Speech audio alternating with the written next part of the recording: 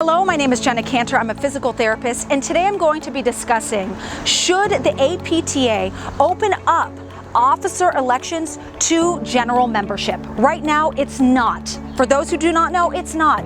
Right now, for the state level, if you want to have a vote for your president or your treasurer, you need to show up to the delegate assembly and be a delegate to have that vote. For the national level, for your president treasurer, you get the idea. You need to be a delegate and show up to the House of Delegates.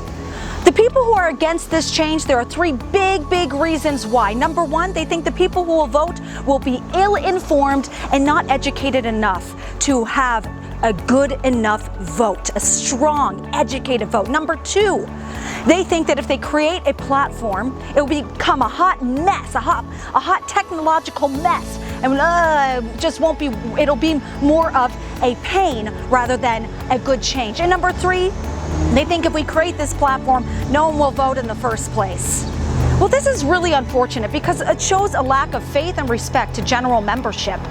We should make this change. Here's why. Number one, if you are paying for membership, you should have a vote. Number two, right now we do not represent our membership at large.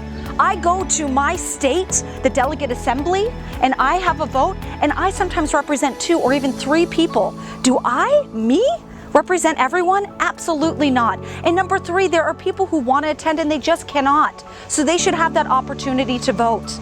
So how can we make this change? Because you know what? Right now, a lot of the people who are involved have been involved for a long time. And they very understandably, because of what they've only seen and experienced, it's hard for them to see beyond that. You got to be part of that change. So you need to show up, email, call, show up at the meeting, say, how can I be a delegate? And then be the best delegate you can be. Looking forward to seeing ya.